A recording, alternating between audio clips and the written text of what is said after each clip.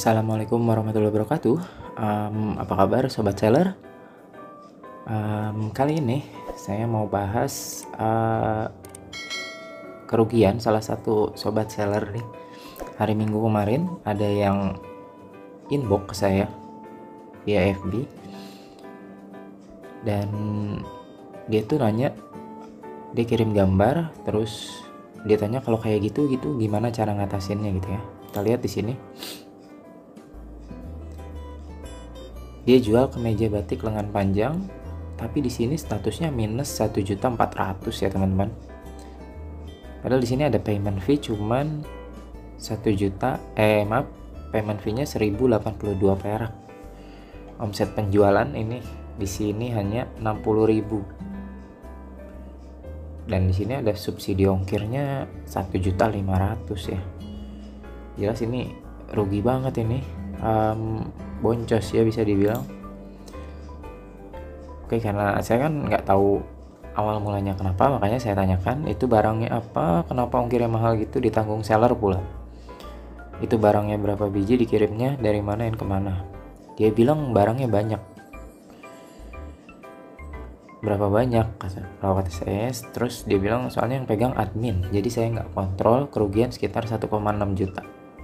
Dia bilang kerugian 1,6 juta ya. Terus saya tanya lagi kemejanya berapa banyak. Dia bilang kiri dekat masih sekabupaten, mungkin kabupaten apa ya, mungkin saya nggak tahu. Terus itu minus om tokonya kata saya kan, otomatis berhutang ke Lazada. Jadi otomatis kalau seandainya biaya pengiriman ditanggung seller dan minus gitu ya, otomatis saldo tokonya juga jadi minus. Dan dia jawab juga, iya kak jadi minus. Nah kalau misalnya udah jadi minus gini, nggak tahu deh kelanjutannya gimana. Makanya di sini saya bilang kalau tokonya mau dilanjutkan ya silahkan, berarti kedepannya harus dibayar sampai lunas dari penghasilan tokonya gitu ya. Lalu di sini dia tanya dana penghasilan bisa balik lagi nggak? Dana penghasilan mungkin hasil jual tadi kemeja batiknya ya. Di sini saya menerka mungkin karena dia mengaktifkan free shipping, jadi ongkos kirimnya ditanggung sama seller full. Saya tanya ini dana penghasilan balik kemana, penghasilannya berapa? Dia bilang penghasilannya 1,6 juta. Di sini saya sarankan itu pasti ada rinciannya om, penghasilan berapa, yang minusnya berapa, coba cek saldo toko. Oke. Dan dia bilang coba tak cek ya, katanya gitu. Masuknya subsidi ongkir kata dia gitu. Dan dia di sini kirimkan video ya teman-teman. Dan di sini juga saya kaget banget. Ternyata pas dia lihat di sini laporan penggunanya dan dia buka di sini ya. Maaf, bentar.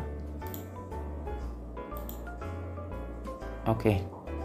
Di sini kita bisa lihat laporan per tanggal 19 Januari itu dia di sini ada minus 33.800.000. Dan ini laporan tanggal 18 Januari minus 4.300.000. Sebesar apa barangnya sampai ongkirnya 33 juta gitu loh. Dan ini ditanggung pihak seller. Otomatis dibebankan ke toko ini minus sekitar 38 juta lebih. 38 juta lebih teman-teman.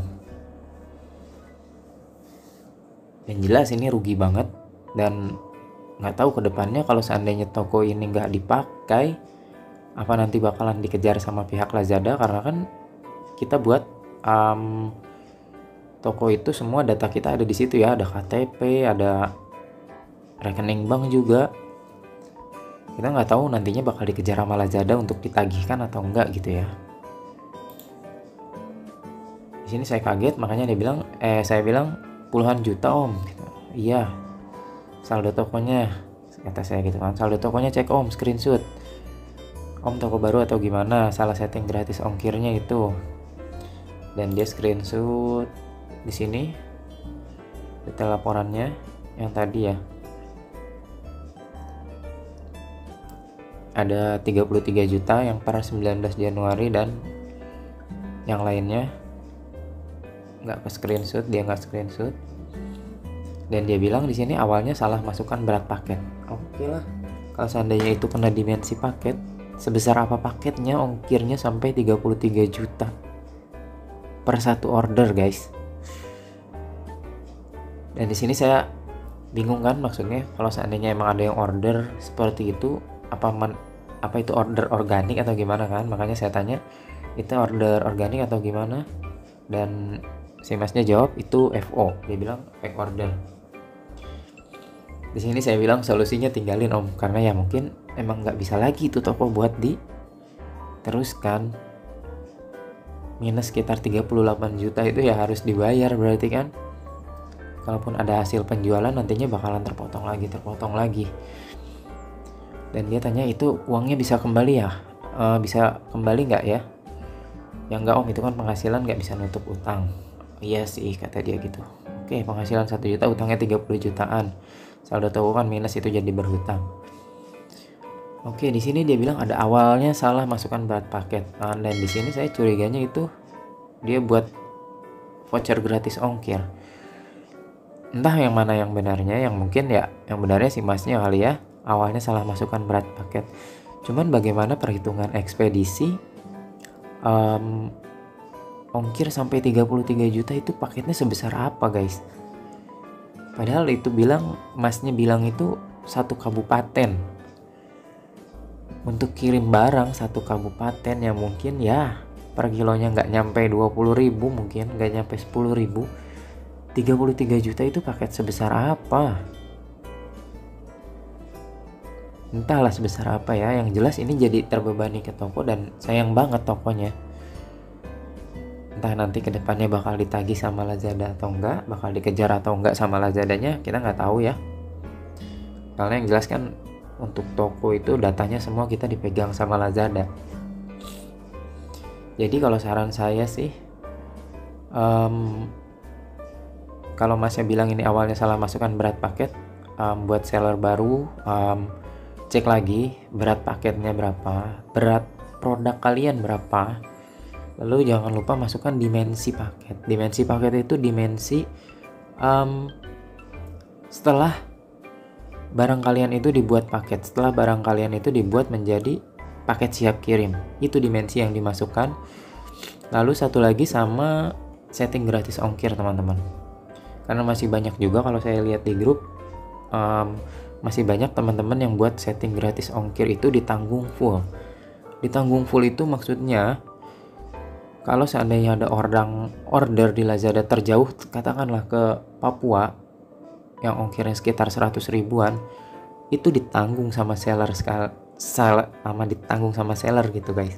Jadi seller yang tanggung itu biaya ongkir 100 ribu, walaupun itu ordernya barangnya cuma 10 ribu, tapi kalau kalian setting gratis ongkirnya ditanggung full, maka kalian yang bakal bayar ongkirnya dan akan dibebankan ke toko. Jadi itu aja sih saran saya, biar nggak terjadi seperti ini, seperti masnya ini. Cek lagi berat produk, cek lagi dimensi produk, dan setting voucher gratis ongkirnya. Setting sebaik-baiknya, jangan sampai toko kalian mengalami kerugian.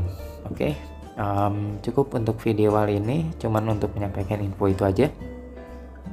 Makasih buat mas yang di mana ini ya, daerah Jawa mungkin ya, Kediri tadi ya.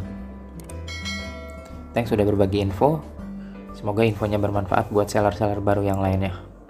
Oke, terima kasih. Wassalamualaikum warahmatullahi wabarakatuh.